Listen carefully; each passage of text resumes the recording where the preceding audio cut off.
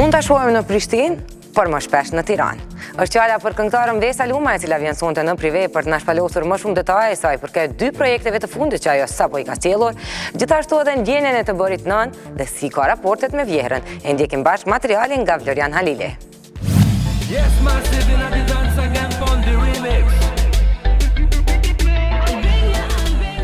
U bën gati 2 vite që i qëndroi larg krijimeve muzikore të publikuara për një arsye jo të vogël. Ëndra e saj prej vitesh për të bërë nën me njeriun që ka në krah, po bëhej realitet. Kjo punë, Vesës, po i sjell tek kënaqësinë më të madhe, ndërsa në anën tjetër karrierën muzikore do t'ja kufizonte në prodhimtari. Të bërit nën dhe të qenit këngëtare në të njëjtën kohë nuk është edhe e lehtë. Janë diçka totalisht ndryshme. Djali ka qenë vetëm sa që për mu ka qenë totalisht e pa menaxhueshme. Prej dëshirës për me e kthyer vetë, prej dëshirës më konë me të çdo sekond pak në këto 3 muaj të parë, qëlloj shumë i vështirë, shumë i gjallë, edhe ndul jashtë parashikimit të besoj sigur edhe çdo nën tjetër kom pas ato streset e mia, sidomos mas lindjes, mandej që do isha me kthyer vetë, që më dokte që kërkush ma shumë, ma mirë se unë nuk po dem me kthyer, ka ndryshuar shumë për mirë edhe shpesh kom thonë ku kom qenë ma herët, se kom bu ma herët. Të bërit nën për këngëtaren ishte një hap i rëndësishëm. E gjatë kësaj periudhe kohore Vesa e Bigu, gjithsesi ishin pjesë e shkimeve në portale me titujt nga më të ndryshëm për barkun e fryrë, momentet që po i shijonin bashk, kohën e lindjes, etj. Pasi arritën e jetë biri i tyre që u pagzua me emrin Lian, gjërat ndryshuan. Tjeri është tekst shkrues, ka ato idejat e veta dhe kur ma ka dhënë si propozim, u pata befasur shumë se përveç se ka qenë momenti shumë i bukur, ka qenë edhe emri shumë i bukur, shumë që ka ndalë dyjat bashkë dhe jem shumë e lumtur që kemi ardhur deri në këtë emër edhe këtë përfundim, edhe në njëjtën kohë edhe po e ripërtrin emrin e dyshit.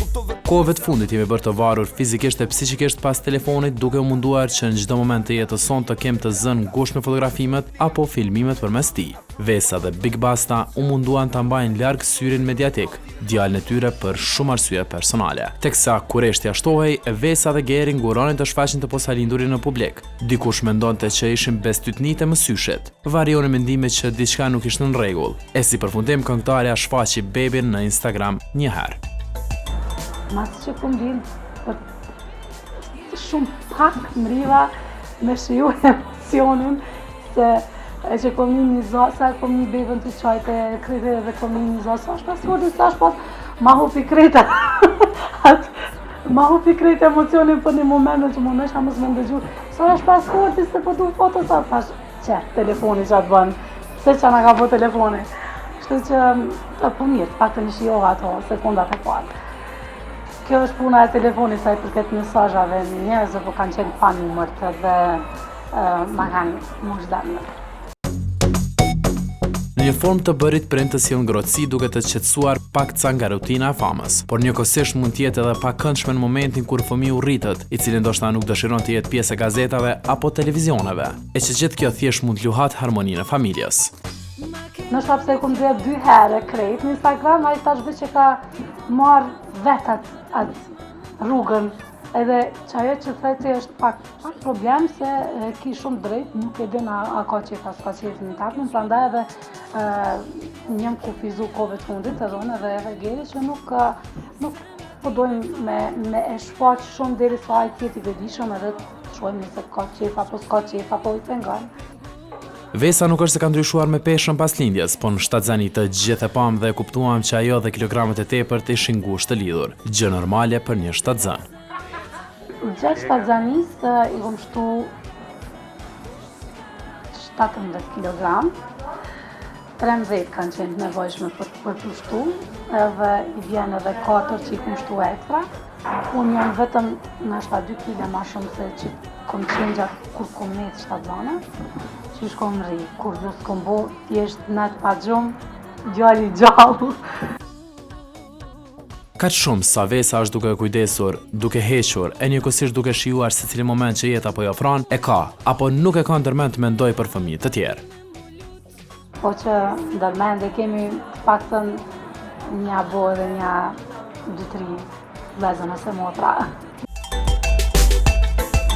Kënga e rikthimit të saj ishte javës që lan pas, një këngë e përzien në stilin e reggae, bashkëpunim mes Vesës, Big Bastës dhe Mr. Rez. Qëllimi i projektit, pasi që është duke u transmetuar në radion ndërkombëtare, është që të përcjell një mesazh për trojtë shqipfolse dhe një Shqipëri të madhe. Me që edhe klipi është xhiruar në vende të ndryshme e njëkohësisht në tekst përmendet shumë herë Albania. Mendova më u rikthy fillimisht me një këngë që unë e kom pas tepër për qejf, po kjo ka qenë një këngë që unë ka pëlqyer jashtëzakonisht shumë, Nina Di Dance, një këngë stili jamaikan që unë nuk është se e kom bo ndonjëherë, po kom qejf gjithmonë me eksperimentu.